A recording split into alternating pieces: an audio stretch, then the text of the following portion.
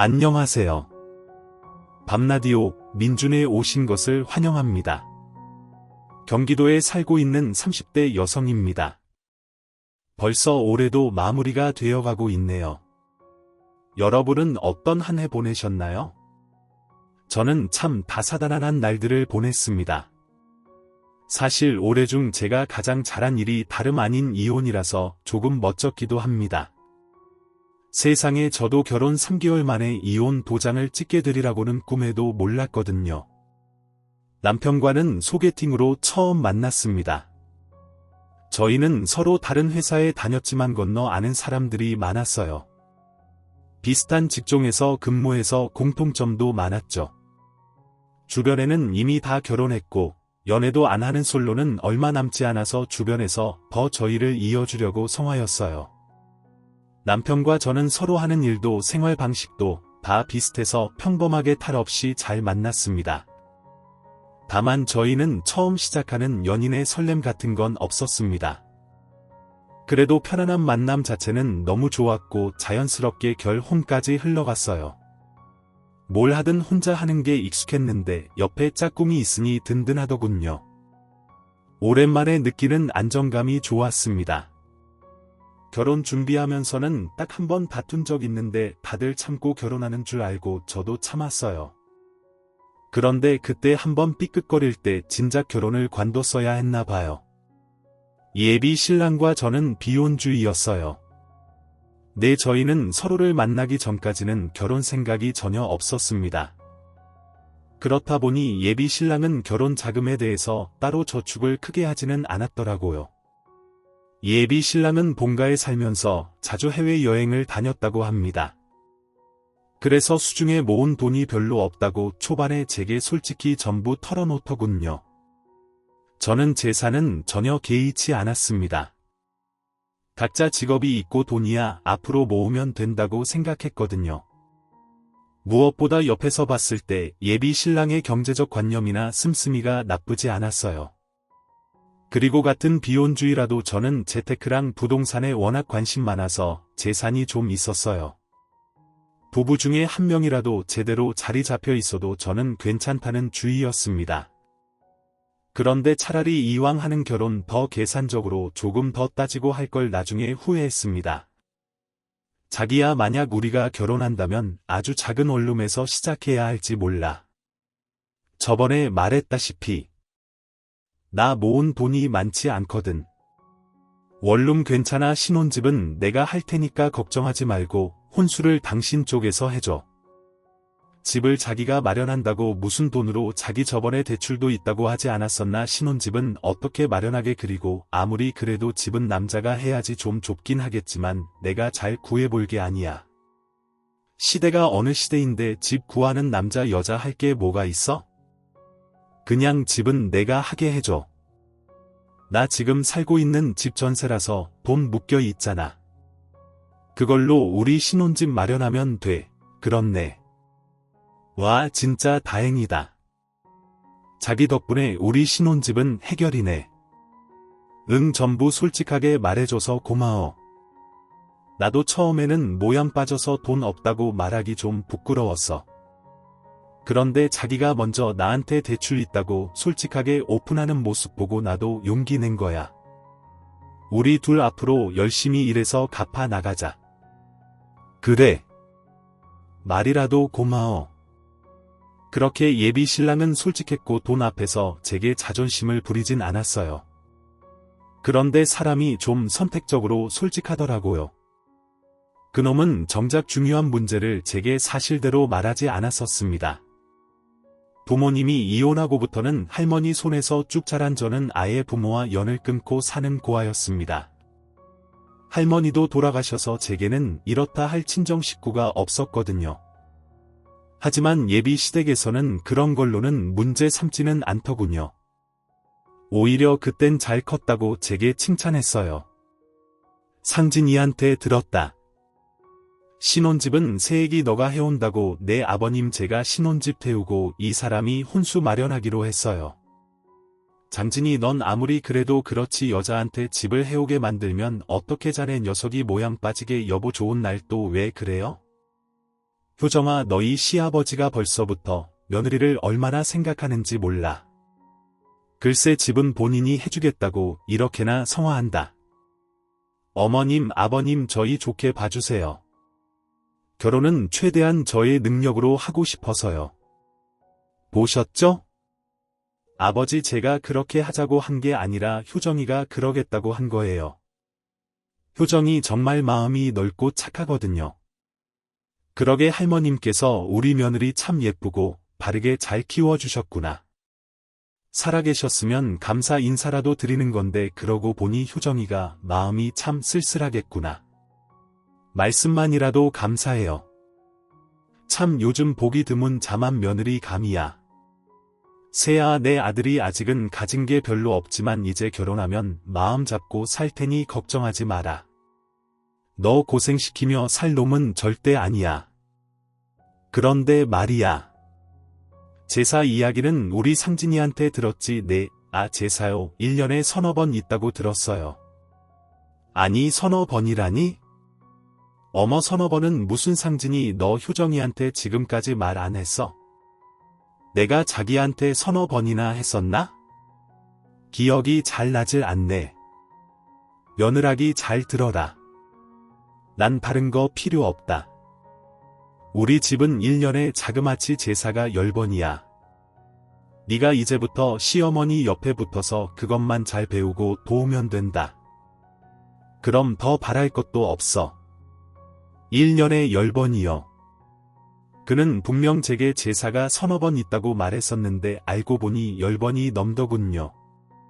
서너 번은 어떻게 잘 넘길 수 있다지만요. 맞벌이 하면서 10번씩이나 제사에 제가 참여해야 한다는 사실에 처음엔 머리가 어지했습니다. 당신 왜 제일 중요한 말을 숨겼어?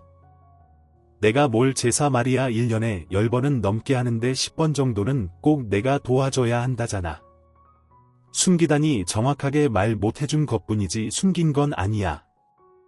그리고 며느리로서 시댁 제사 참여하는 건 당연한 거지. 뭐 이렇게 중요한 건 나한테 미리 말해줬어야지. 미리 말해줬으면 뭐 결혼 안 한다고 프러포즈 거절이라도 하게. 뭐 지금 그런 말이 아니잖아. 제사 지내는 거 미디어에서 별일 있냐고 떠들어대는데 사실 진짜 별거 아니야. 다 같이 준비하는데 힘들 게 뭐 있어? 자기 좀 의외다. 거짓말은 못하는 사람인 줄 알았는데 모든 부분에서 솔직한 건 아니구나. 뭐 너 은근히 기분 나쁘게 얘기한다. 너야말로 섭섭하게 왜 자꾸 나를 나쁜 사람인 것처럼 말해? 제사가 그렇게 하기 싫어? 설마 너 신혼집 내가 해온다고 제사도 못하겠다 이런 마인드인 거니? 여기서 신혼집 이야기가 왜 나와? 그렇잖아. 신혼집 내가 했어도 네가 이런 식으로 나한테 갑질했을까? 자격지심인 건지 갑질이라는 표현을 쓰면서까지 예비 신랑이 매우 씩씩거리더군요. 여러분이 보기에도 집 태우는 조건으로 제가 갑질하는 걸로 보이시나요? 방귀 낀 놈이 성낸다고 저는 너무 어이가 없었습니다. 분명 자기 집 제사 서너 번이고 서로 바깥이라니 신경도 안 써도 된다고 말한 건 본인이었거든요. 갑질이라니 무슨 말도 안 되는 소릴. 당신이 나보고 제사는 신경도 쓰지 말라며 집을 내가 해오는 걸 떠나서 솔직히 말해서 제사 매번은 못 도와드려. 내가 집을 안 해왔어도 내 입장은 똑같아. 우리 각자 얼마나 힘들게 일하는지는 당신이 제일 투명하게 잘 알잖아. 직장 생활하면서 1년 제사 다 챙기기 어려워. 그러니까 당신이 어머님 아버님께 미리 내 입장 제대로 말씀드려. 난 지금 제사도 제사지만 당신이 당연하다는 식으로 구는 게 제일 이해 안 가고 기분 나빠. 처음부터 서너 번이라고 속이지나 말던가. 저는 다른 건 다 참아도 제게 거짓말하는 건 정말 못 참겠더라고요. 예전에 남자친구들과 헤어졌던 이유도 다 거짓말 때문이었거든요. 그런데 예비 신랑이 결혼할 때쯤 그들과 비슷한 모습 보이더라고요. 저는 순간 지금 내가 잘못된 선택을 한 건가 싶었어요. 그 아차하는 순간 멈췄어야 했는데 저는 그만 시부의 설득에 넘어가고 말았습니다. 결혼 앞둔 예비 신부가 싸우고 연락 두절이니 예비 신랑도 애탔겠죠. 시부에게 SOS라도 쳤는지 완전 고지식해 보였던 시부는 엄청 다정하게 저를 다독이더군요. 새아가, 네가 얼마나 놀랐으면 상진이한테 연락도 안 하고 숨어버렸니? 저번에 말했듯이 내게 제사는 참 중요해. 하지만 난 제사보다 사람이 더 중요하단다. 설마 너 바깥일 하는 거 알면서도 내가 귀한 며느리 고생시키겠니? 내 시엄마도 똑같은 생각이야. 가르쳐주려는 마음이지 부려먹을 생각은 추호도 없다. 네 시아버지 말이 맞아. 우리가 널 어떻게 부려먹니? 게다가 너 할머님 돌아가시고 제사도 한번 지내본 적 없을 거 아니니? 하나뿐인 핏줄인데 너도 분명 나중에 할머님 제사 챙기고 싶을 거야. 나한테 미리 배운다고 생각하렴. 시부는 제사가 너무 많아서 깜짝 놀랐을 제 마음을 다 안다며 아들놈 혼내주겠다고 저를 편들어줬어요. 제사 이야기는 둘이 상의가 된 일인 줄 알았다고 하더라고요. 그래서 제사 전부 다 도울 필요 없이 딱 1년에 5번만 도와달라더군요. 모두 옆에서 너무 미안하다고 맞장구 쳤어요. 예비신랑도 뒤늦게나마 용서를 구하고 시부모가 나서서 저를 편들어주니 저는 결국 못 이기는 척 사과를 받아줬습니다. 사실 저희 할머니 독실한 크리스천이라 제가 따로 제사 지낼 일도 없었어요. 하지만 시부모에게 굳이 덧붙이지는 않았습니다. 제사가 1년에 10번 넘게 있는 걸 알게 됐지만 그렇게 참고 결혼에 결국 골인했습니다. 사실 속으로는 5번도 많다고 생각했어요. 그런데 세상에 제사상 한 번 못 차려보고 황당하게 이혼할 줄은 몰랐습니다. 그래도 제사 문제가 금방 잊힐 만큼 결혼 생활 초반은 아무 일 없이 잘 지냈습니다. 남편은 결혼하고 나니까 확실히 연애 때보다 더 살뜰히 저에게 잘해주더군요. 아침엔 출근하느라 둘 다 바쁜데 남편은 꼭 저보다 먼저 일어나서 아침 식사를 준비했습니다. 평소에 제가 제일 약한 부분이 잠이에요. 그래서 혼자 살 때는 따로 아침 식사를 챙겨 먹지도 않았습니다. 그런데 남편 덕분에 몇 달 아침 챙겨 먹으니 속이 든든하고 따뜻해서 고맙더라고요. 여보 일어나. 지금 일어나야 같이 밥 먹고 출근할 수 있어. 자기야. 아침인데 고생스럽게 뭘 또 이렇게 많이 차렸어? 엄마가 준 반찬이지 뭐. 내가 한 건 계란 후라이 뿐이야. 맛있게 먹어. 오늘도 화이팅 하자. 응, 고마워. 나도 자기처럼 아침에 일찍 일어나고 싶은데 쉽게 눈이 안 떠져. 자기 원래 아침 잠 많잖아. 괜찮아. 아침은 나한테 맡겨. 그때까지만 해도 저는 남편이 차려주는 아침이 그의 사랑이 담긴 배려라고 생각했어요. 저녁은 항상 남편보다 더 일찍 퇴근하는 저 혼자 준비하니까 아침이라도 신경 써서 차려주나 싶었죠. 그런데 그 아침밥은 남편이 미리 세운 계획 중 일부였더군요. 신혼 초 사랑 담긴 순수한 아침밥이 아니라 그건 일종의 뇌물 같은 거였나 봐요. 남편은 점점 숨겨둔 본색을 드러냈습니다. 여보, 우리 이제 슬슬 통장 합칠까? 어차피 우리 월급도 비슷하게 벌고 네 통장 내 통장 할 거 없이 재산을 슬슬 합쳐야지. 생활비 입금하는 것도 몇 번 하다 보니 별로야. 귀찮게 일일이 다 계산해야 하잖아. 난 은근히 숨 막혀서 이런 건 딱 질색이야. 결혼한 지 얼마 되지 않아서 생활비 어디서 어떻게 쓸지 잘 모르잖아요. 그래서 달마다 쓴 총 금액을 계산해서 각자 반씩 부담하고 있었습니다. 그렇게 1년 동안 생활 방식을 보고 적정 금액 정해서 생활비 각출하기로 했는데 남편은 갑자기 통장을 합치자더군요. 어차피 계산도 제가 다 하는데 귀찮다면서요. 게다가 저희는 월급이 비슷하지도 않았어요. 남편 월급은 300만 원 언저리고 제 월급은 400만 원이 훌쩍 넘었죠. 비슷한 직종이니까 버는 돈이 너무 차이가 나면 상대방이 민망할까봐 결혼 전에는 제가 비슷하다고 말했었어요. 응, 난 지금도 괜찮은데 1년 동안은 이렇게 하기로 했잖아. 에이, 그러지 말고 합치자.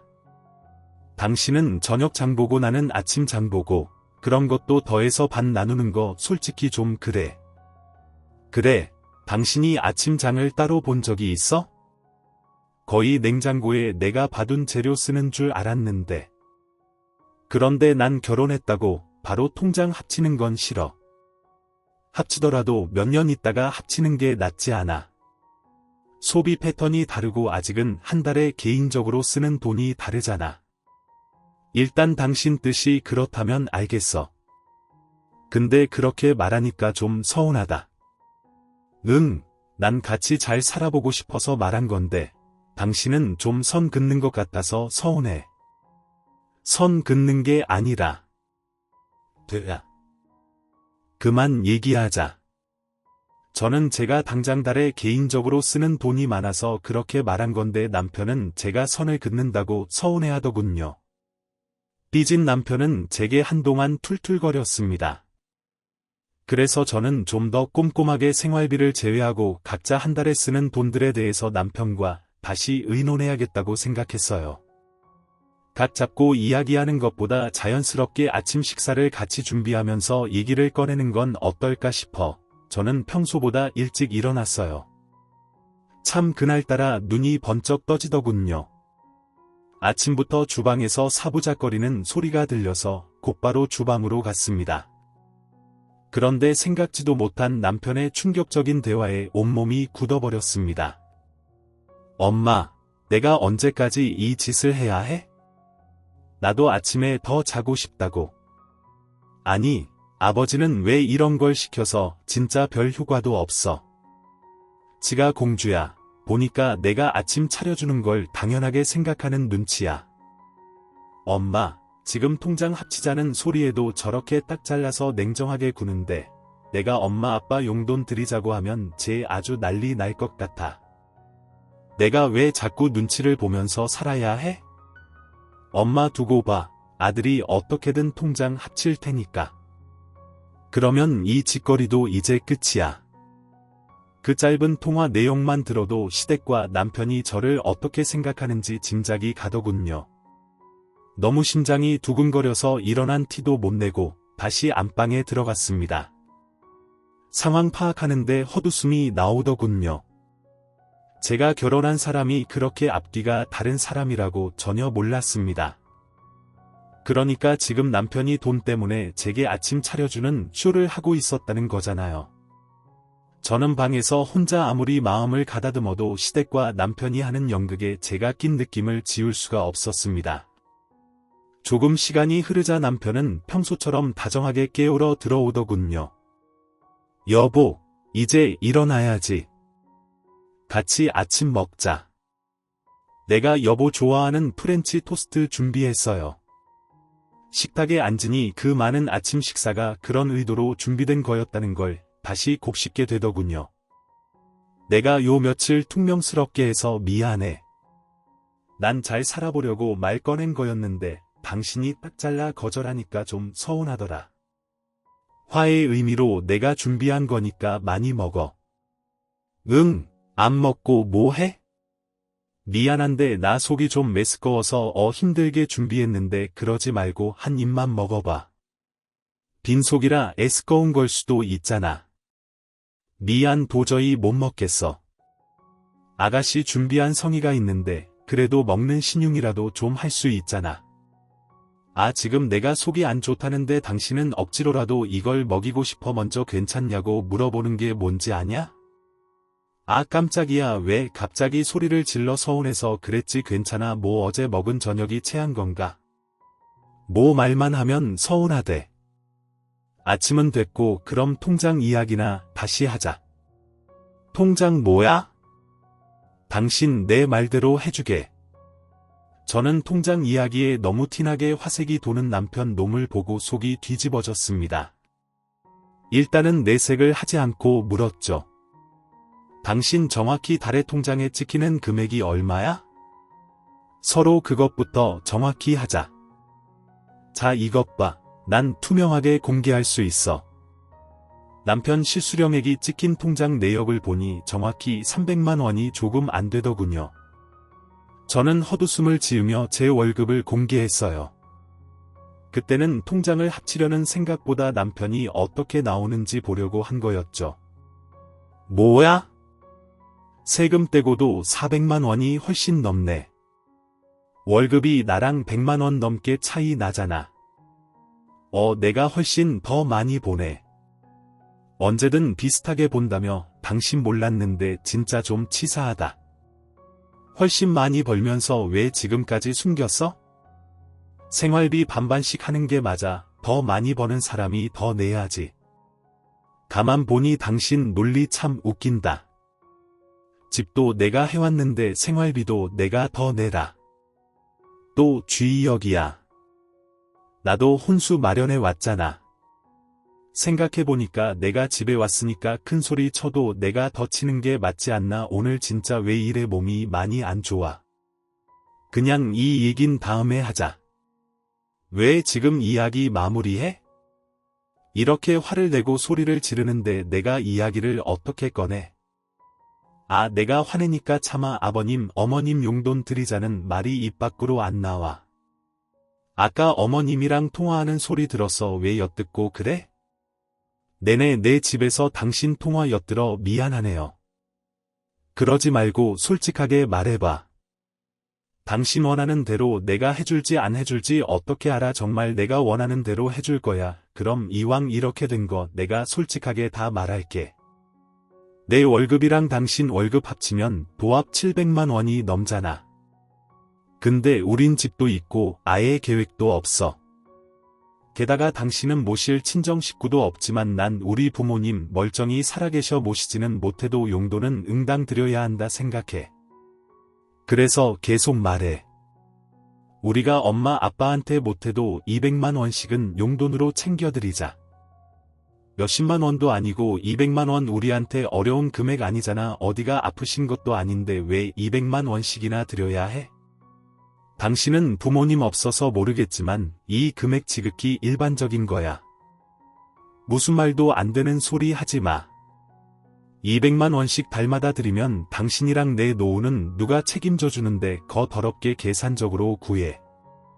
우리 부모님 돌아가시면 단 얼마라도 남겨주시겠지 못해. 당신이랑 달리 난 대출도 있어. 이자 내리면 빠듯하고 힘들어. 그러니까 통장 합치자고 했잖아. 안 된다고 할 거면 애초에 왜 사람 기대하게 만들어. 통장 합친다고 뭐가 달라져? 내 대출 이자만 250만 원이야. 이자가 당신 월급이랑 거의 엇비슷한데 무슨 용돈을 200만 원씩 드려. 난 절대 못 드려. 뭐 잠시만 방금 뭐라고 한 거야? 이자가 얼마라고? 250만 원이라고. 근데 이 여자가 미쳤나? 뭘 했길래 대출 이자만 250만 원이야. 당신 대출 얼마나 있는 거야? 지금 9억 정도 있어? 너 돌았구나. 당신 미쳤어. 남편은 이자와 대출 금액을 듣더니 제 뺨을 사정없이 날려버리더군요. 아직도 그때의 눈빛이 잊히지 않아요. 어디에 쓴다고 대출이 그렇게 있는지 물어보지도 않고 제게 손찌검을 했습니다. 개거품 물면서 살림다 부수려고 하던 남편은 지가 산 혼수니까 차마 아무것도 손대지 못하더군요. 뺨도 맞고 그 찌질함을 계속 지켜보는데 정신이 확 들더라고요. 이건 명백히 사기 결혼이야. 어디 감히 그 큰 대출을 숨기고 결혼할 생각을 해. 너 겉으로는 멀쩡해 보였는데 완전 속빈 강정이었구나. 그 나이까지 결혼 못한 이유가 따로 있었어. 우리 부모님 너 고아인데도 결혼 허락해줬어. 근데 이렇게 뒤통수를 쳐. 너야말로 지금 대출받은 이유도 정확히 모르면서 사람 뺨을 쳐. 이 정신 나간 여자야. 네가 왜 대출이 9억이나 있는지 난 하나도 궁금하지가 않아. 그동안 내가 해먹인 아침이 아깝다. 진짜 양심도 없지. 언제까지 속이려 했어? 넌 겨우 뺨 한 대 맞은 걸로 고맙게 생각해. 생각 같아서는 확 아유되었다 됐어. 어차피 이혼할 건데 뭘 더 말해? 제가 정말 어이가 없고 억울했던 거뇨. 저는 사채하거나 투자를 잘못해서 9억이나 빚진 게 아니었어요. 5년 전에 무리해서 땅을 사기는 했지만 건물을 지어 올려서 현재의 공시지가로 계산하면 30억이 넘거든요. 건물 소유한 거 소문 나봤자 좋을 거 없다는 걸 알아서 주변 지인도 전혀 몰라요. 결혼해서도 건물 이야기는 들 수 있으면 말하지 않았죠. 저는 결혼했다고 해서 나 건물 있어 하고 바로 밝힐 필요는 없다고 생각했거든요. 대출은 당연히 마이너스니까 밝혀야 한다고 생각했고요. 지금 생각해보니 정말 잘한 선택이었어요. 이렇게 구린 놈인 줄 몰랐으니까요. 사실 건물 월세만 대충 계산해도 1,000만 원이 넘게 들어와서 저 한 달 대출 이자에 대해선 전혀 부담이 없습니다. 하지만 남편과 시댁이 꼭 제게 맡겨놓은 돈을 내놓으라는 식이니 절대 도움 주고 싶지 않았어요. 그리고 저를 두고 그들끼리 음흉한 계획을 세웠다는 게 매우 기분 나빴습니다. 그런데 남편 놈은 이런 실정을 다 모르고 개거품 물면서 제 뺨부터 올려붙인 거죠. 저는 남편 놈이 뛰쳐나가고 시부모에게 곧바로 전화했습니다. 남편이 내 뺨을 때렸다고 말했으나 씌우는 이유도 묻지 않고 참으라 하더라고요. 아버님 저 그 이한테 뺨 맞았어요. 저희 아무래도 이혼할 것 같습니다. 뭐 내 아들이 너한테 손찌검했다고 뭐 그럴 만한 이유가 있었겠지? 근데 뺨 한 번 맞은 게 뭐 대수냐? 내가 살아있는 한 내 아들 이혼남 되는 거 난 죽어도 못 본다. 아가 네가 한 번만 참아라. 남자들 손버릇은 안 사람의 행동을 어떻게 하느냐에 따라서 달라진다. 그동안 내 아들이 너 아침 해먹이고 살뜰히 챙긴 걸로 난 알고 있는데 갑자기 뺨 때렸으면 이유는 너한테 있겠지. 네, 정말 너무하시네요. 뺨 맞은 이유가 저한테 있는지 아버님이 어떻게 아세요? 그리고 아무리 잘못했더라도 폭력 쓰는 게 맞는 일인가요? 일단 내가 상진이랑 이야기 나눠볼 테니. 며느리 너는 그냥 조용히 있어라. 세상 천지 핏줄 없는 내가 옆에 남편이라도 있어야지. 이건 내 아들을 위한 일이기도 하지만 다 너를 위한 일이기도 하다. 그러니 매정하다 생각하지 마라. 끊는다. 그래도 며느리라고 다정하게 대해준 시부를 조금은 믿었습니다. 하지만 그 아들의 그 아버지라고 둘 다 어리석기는 하더라고요. 시부는 자기 아들 이혼남 만들 수는 없다면서 제게 역정을 냈습니다. 역시 팔은 안으로 굽는다는 걸 그 기회로 제대로 알게 됐습니다. 시부모와 남편 자기들끼리 가족이고 저는 그들에게 이방인이었을 뿐이었죠. 그렇게 집 나간 남편 놈은 하루 만에 제게 이혼 서류를 내밀더라고요.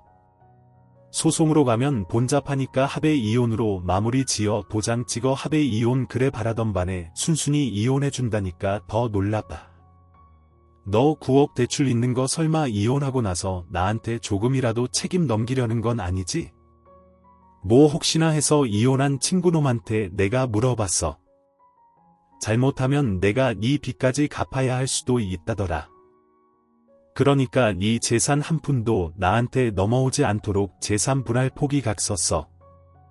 내가 이런 것도 안 알아봤을까봐 남편 놈은 자기 복 자기가 찬 줄도 모르고 제게 각서까지 쓰게 하더군요. 하마터면 저도 놓칠 뻔한 부분이었는데 오히려 정말 고마웠습니다. 하나는 알고 열은 모르니 남편의 그 멍청함에 많이 웃기는 했어요. 일반적으로 대출도 재산이 꽤 있는 사람이 받는 거잖아요. 제가 그만큼의 대출을 어떻게 받았고 또 어디에 썼는지 끝까지 물어보지 않더라고요. 그래, 너 잘났다. 근데 너 나랑 이혼하면 나중에 후회할 걸. 후회는 무슨. 너 지금 우리 아빠 믿고 그러는 거냐? 내 걱정하지 마. 아버지 너 대출 9억이나 있는 거 알고 완전 개거품 무셔서 여기까지 같이 온다는 거 내가 겨우겨우 말려서 너 오늘 목숨 건진 거라고. 이제 진짜 끝이니까 구질구질하게 붙잡지 마라. 깔끔하게 합의 이혼하면 돼. 그래. 근데 깔끔하지 않은데 뭐. 저는 깔끔하게 이혼해주려고 냉장고에서 대파 한 단을 꺼내 그놈 뺨을 두들겨 팼습니다. 아 이게 무슨 짓이야? 너도 그때 야무지게 내 뺨 날렸잖아. 나도 깔끔하게 이혼하려면 내가 받은 건 돌려줘야지. 왜 합의 이혼 말고 그냥 소송으로 가고 싶어. 내가 똥이 무서워서 피하냐 됐다. 더러워서 피하고 말지. 그 대화를 끝으로 저는 한 달여 만에 그 머저리랑 이혼했습니다. 그놈이 원하는 대로 각서도 써줬어요. 서로가 원하는 이혼이었기에 이혼 조정 기간도 무리 없이 끝났고 이혼은 확정됐습니다. 결혼하기까지는 정말 시간 걸리던데 이혼은 마음먹으니 엄청 쉽더라고요. 드디어 등본에 전 남편 이름이 삭제되어 저는 혼자 파티를 열었답니다. 다행히 이혼 과정 중에 전 시부모랑도 제가 마주할 일은 없었습니다. 혹시라도 제가 금전적으로 들러붙을까봐 이혼까지 연락 한 통 없었던 것 같아요. 오히려 감사했죠. 그 사람들이 저한테 들러붙을까봐 저도 조마조마했거든요. 저는 바로 신혼집은 세놓고 제 건물 근처 오피스텔로 이사했습니다. 주말에는 왔다 갔다 하며 건물 한번 보고 항상 1층 분식집에서 점심을 간단히 해결했어요. 그런데 진짜 세상에 소름 돋게도 이혼하고 일주일 뒤 제 건물에서 시부랑 딱 마주쳤습니다. 저도 그렇게 마주칠 거라고는 상상도 못했어요. 제가 기존 건물 청소 용역업체의 계약이 다 끝나서 고심해서 새로운 업체를 구했거든요. 첫날이라 업체 사람들이랑 얼굴도 틀 겸 분식집에서 먼저 밥을 먹고 있었어요. 그런데 하필 그 청소업체에 시부가 속해 있었어요. 김밥 하나 입에 넣자마자 청소하는 시부랑 눈이 마주쳤습니다. 저는 굳이 마주하고 싶지 않아서 못 본 척 고개를 돌렸어요. 모자를 쓰고 있어서 못 알아볼 줄 알았는데 저희 전 시부는 기어코 분식집 안까지 들어와서 저에게 다짜고짜 따지더라고요. 사장님, 앞으로 여기 이 여자한테는 음식 팔지 마셔. 음식이 아까워. 이 여자가 어떤 여자인 줄 알아요? 내 아들 이혼남 만든 아주 못된 물건이야. 대출 있는 것도 속이고 내 아들이랑 우리 집 말아먹으려고 한 것이라고 거지를 식당에 들이면 되나? 어이구, 영혼까지 끌어서 대출받아서 도대체 어디에다가 썼냐? 순순히 집에 온다고 했을 때 내가 의심했어야 하는데 밥 먹고 있는 거 안 보여요. 아저씨, 뭐 아저씨, 할아버지인가? 좋은 말로 할 때 그냥 곱게 지나가세요. 당신 아들이랑 깔끔하게 이혼도 했는데 왜 이제 와서 제 속사정을 궁금해하세요? 아이고, 이제 눈에 뵈는 게 없는 모양이다. 네가 야, 넌 대출이자 내느라 허리띠 졸라매서 라면이랑 김밥밖에 먹을 게 없지? 내 팔자가 딱 이딴 분식당이나 처먹을 팔자야. 직업 있고 월급 잘 받으면 뭐해? 빚이 한가득한데 넌 평생 빚 갚다가 죽을 거다. 이거사 온갖 막말을 퍼부으며 난동 부리는 전 시부의 분식집 사장님이 놀라서 뛰쳐나오더군요. 아니, 누구신데 우리 손님한테 그러세요? 나 여기 건물 청소 용역업체에 일하는 땡땡땡이요. 앞으로 자주 보겠네요. 장사 망하기 싫음 손님도 가려가면서 받아요. 그리고 이 여자 먹고 계산 안 하고 그냥 도망갈지도 모르니까 잘 주시하고요. 지금 남의 영업장에서 소란 피우는 게 누군데 남의 집 귀한 딸한테 뭘 하는 거야? 이 영감탱이가 효정씨 건물 청소 용역업체 바꿨다더니 웬 정신 나간 할아버지가 왔어요. 효정씨 아는 사람이에요. 워낙 분식집 사장님이랑 친하게 지내서 아주머니가 더 큰 소리로 으름장을 놓자 전 시부는 당황해하더군요. 참나, 아줌마가 이 여자 엄마라도 돼요. 엄마 딸 관계는 아니지만 이분이 보기 드문 착한 건물주네요. 월세도 시세보다 낮게 받으시고 얼마나 좋은 사람인데 당신이 뭐라고 이렇게 막말을 퍼부어대. 그것도 밥 먹고 있는 사람한테 밥 먹을 때는 걔도 안 건드려 뭐라고요? 이분이 당신 업체 고용한 이 건물 건물주잖아요. 아저씨 것도 모르고 막말 퍼부었어요. 당신이 말하는 지금 영끌러인가? 뭔가 영혼 끌어서 대출받는 요즘 젊은이가 아니라 오래전에 이미 자수성가해서 이렇게 비싼 건물 소유한 멋진 시녀성이라고요. 아가, 이게 다 사실이냐? 아가라뇨. 소름 돋으니까 그렇게 부르지 마세요. 그럼 뭐 대출 9억이 은행에 찾아가서 해달라고 하면 그냥 쉽게 빌려주는 줄 알았어요. 하긴 그쪽이 그만한 재산도 없으니 대출 1,000만 원이라도 쉽게 받을 수 있었겠어요. 그런 상황이 없으니 알 리가 있나. 그러니까 당신 아들 포함해서 온 집안이 경제적으로 무지하지. 너 왜 우리한테 건물 있는 거 숨겼냐. 세상에 이런 게 어딨냐. 감히 건물 있는 거 숨기고 재산 한 푼 안 주고 이혼을 해. 네가 건물 있는 거 알았으면 우리 아들이 너랑 이혼할 필요도 없었지. 그럼 내가 여기서 이러고 건물 청소나 하러 다닐 필요도 없고. 하여튼 부전자전이라더니 반응 똑같은 거 웃겨 죽겠네요. 아저씨 결혼 전에 취득한 재산에는 분할 대상이 아니에요. 그리고 아들이나 아빠나 왜 생판 남의 재산을 탐내냐고요. 심지어 지금은 이혼해서 아주 남이에요. 내가 이건 그냥 두고 못 보지. 네 건물이 우리 아들 건물이나 다름없지. 혼인 사실이 명백히 있는데 이건 사기야. 재산 조사 다시 들어가야 해. 뻔뻔하기도 하셔라. 혹시 그건 아시나. 그쪽 아들이 내 대출 조금이라도 갚아달라 할까봐 개거품 물면서 재산 분할 포기각서 쓰자고 한 거 몰라요. 그런 건 또 상의를 안 했나 봐요. 뭐 그래서 썼냐? 당연하죠. 원하는 대로 써줬는데 뭐 문제 있나요? 안 돼. 아이고 내 건물. 어머 저 아저씨가 정말 노망 나거나 치매 걸렸나 보네. 남의 건물 보고 자기 건물이라니? 이제 남 식사하는 가게에서 방해 그만하고 나가세요. 그리고 그 업체에서 잘리고 싶지 않으면 지금 당장 내 건물에서 나가요. 알겠어요. 아가 내가 정말 잘못했다. 우리에게 한 번만 기회를 다오. 잠깐이지만 우리 네 식구 한 가족이었잖아. 구하라고 막말할 땐 언제고. 아가 진짜 끝까지 소름 돋게 하네. 먼저 나 버린 건 그쪽들 아닌가요? 버려놓고 무슨 가족이래? 너 그렇게 살면 벌 받아. 내가 왜 벌을 받아요? 좋은 게 좋은 거라고. 가진 게 많으면 세상에 베풀면서 살아야지. 내가 내 돈을 어떻게 하든 그쪽이 뭔 상관이야? 당신네한테 줄 돈 한 푼도 없으니까 꺼지세요. 그 사람이 벌 받는다는 소리만 안 했어도 그쯤 했을 텐데 저도 사람인지라 그 말 한마디에 이성의 끈이 딱 끊어지더군요. 전시부는 분식집 사장님이 소금을 뿌리니까 그쯤 하고 사라지더군요. 저는 바로 용역업체 사장한테 전화해서 전시부 이름 대고 그 사람 때문에 계약 파기하고 싶다며 제 입장을 전했습니다. 업체에서는 사과와 함께 계약한 기간은 채우고 싶다 했지만 저는 필요 없다고 했습니다. 한 달치 용역비는 날렸지만 더 이상 전시부와 마주칠 일 따위는 없어서 마음만은 홀가분했습니다. 그 뒤로 모 전시모까지 전화가 왔어요.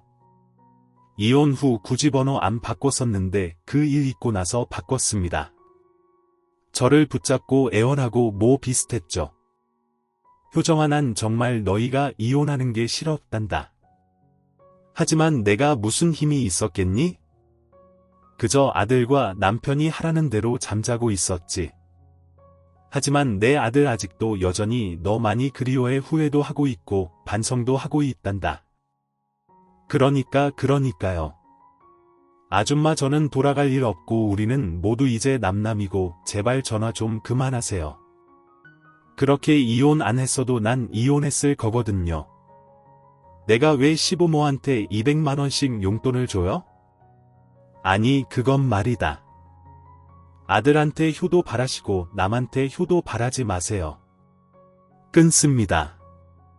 제가 해결해야 할 문제는 물론 그것뿐만 아니었죠. 전 남편 놈이랑 저랑 겹치는 지인이 많다고 했었잖아요. 이혼하고 한참 동안 저 빚쟁이라고 주변에 소문을 엄청 더럽게 냈더라고요. 다들 쉬쉬했는데 결국 제 귀에 들어왔어요. 그 덕에 저는 어쩔 수 없이 주변 사람들한테 건물 주라는 걸 오픈했습니다. 다들 그럼 그렇지 하고 저를 두둔했고 전 남편이 한심하고 어리석었다 욕하더군요. 전 남편도 제가 건물 주라는 걸 시부모와 주변 사람들에게 뒤늦게 전해 듣고 술 먹고 저를 한번 붙잡으러 오긴 했습니다. 여보 법적으로 남이지만 아직도 여전히 당신은 나한테 여보야. 내가 얼마나 널 아끼고 사랑해줬니? 근데 넌 왜 그렇게 쉽게 져버려? 내가 아무것도 모르고 이혼하자면 당신이 말려주지 그랬어. 내가 너무 애송이였어. 대출도 자산이라는 거 몰랐어. 효정아, 나 한 번만 봐주라. 응, 엄마 아버지 다 버리고 오라 하면 그렇게 할게. 난 당신만 있으면 돼. 미친 소리하고 앉아있네. 야, 꼴에 자존심이 있어서 맨정신으로는 못 매달리겠지. 술 냄새 풀풀 풍기면서 바지가랑이 붙잡고 늘어지면 내가 받아줄 거라 생각했어. 이건 또 누구 머리에서 나온 생각이니? 너희 엄마 아니면 아빠, 너희 가족 이런 계획 잘 짜잖아. 아, 소름 돋아. 이혼해줘서 다시 한번 정말 고맙다. 비꾸지 말고 내 진심 좀 알아주라. 진심. 그럼 내가 마지막으로 기회 줘볼게. 너 9억 있어? 내 대출 내가 다 갚아주면 네 진심 생각은 해볼게. 뭐 내가 9억이 어딨어? 당장 9천만 원도 없는데. 그러니까 이거지야. 그 나이 먹고 땡전 한 푼 없는 너랑 결혼해줬으면 감사합니다 했어야지. 먼저 내 뺨 올려붙인 게 누군데. 그리고 너 내가 모를 줄 알았어. 사람들한테 내 이미지 바닥으로 추락시켜 놓고 이렇게 매달리는 거 양심 안 찔려? 추악하다. 정말 추잡스러워. 정말 할 말 없지. 너 한 번만 더 나 찾아오면 너희 집이랑 너 더 더럽게 동네방네 소문 내줄 테니까. 그렇게 알아. 얼굴 들고 살고 싶으면 똑바로 살라고. 전 남편은 제 바지가랑이를 잡고 늘어지다가 제가 악에 받친 모습을 보고 놀라서 도망가더군요. 저도 더 독하게 굴어야 더 이상 제게 들러붙지 않는다는 걸 깨달았어요. 그리고 곧바로 접근금지 신청도 했습니다. 혹시 몰라서 전 남편이 제 재산을 노리고 스토킹한다고 경찰에 신고도 당연히 했습니다. 그렇게 다 조치를 취하자 더 이상 그놈과 그 식구들은 제 앞에 모습을 나타내지 않았어요. 그렇게 겨우 즐긴 인연 끊어냈습니다. 주변에 안 좋게 났던 제 소문들도 잠잠해지고 역으로 전 남편의 평판이 안 좋아지더군요. 다 작업자들이라 생각합니다. 시부는 그 청소 용역업체에서 바로 잘렸다고 합니다. 남한테 눈물 나게 했으니 본인도 피눈물 흘리셔야죠. 여러분, 만약 제게 그렇다 할 가족이 있었으면 그 인간들이 제게 함부로 안 했을까요? 만일 제가 대출이 없었다면, 그리고 건물이 있다는 걸 미리 알게 되었다면 생활비 200만 원이 아니라 저희 건물 월세를 자기들 달라고 할 게 분명해 보였어요. 전 시부모는 애 안 낳아도 상관없다더니 본인들 부양하기를 바랬던 거예요. 전 남편 역시 대리 효도를 바랬고요. 지금 생각해보니 잘못된 결혼, 빠르게 이혼할 수 있었던 것도 다 하늘에서 저희 할머니가 도와주신 게 아닌가 싶습니다. 저는 겉으로는 아무렇지 않은 척하고 센 척했지만 이혼의 아픔은 꽤 길었습니다. 내가 모자라고 세상에 피붙이 없어서 이런 서름 겪는 거란 생각도 들더군요. 건물이 있어도 월세가 들어와도 제 편이 없다는 사실에 마음은 허했습니다. 언젠가 저도 진짜 짝을 만날 수 있을까요? 이제 함부로 사람을 못 믿겠습니다. 물론 세상에 이런 사람들만 존재하지 않는다는 거 잘 알고 있어요. 하지만 지금까지 어떻게 씩씩하게 살아왔나 싶을 정도로 앞으로 살 날이 조금 두렵기는 하네요. 저는 현재 휴직계를 내고 잠시 쉬고 있습니다. 몸 건강도 마음 건강도 회복해서 얼른 밝은 모습 되찾으려고요. 여러분께서 응원해 주신다면 그 힘 감사히 받겠습니다. 그럼 지금까지 제 긴 사연 함께 들어주셔서 정말 감사합니다.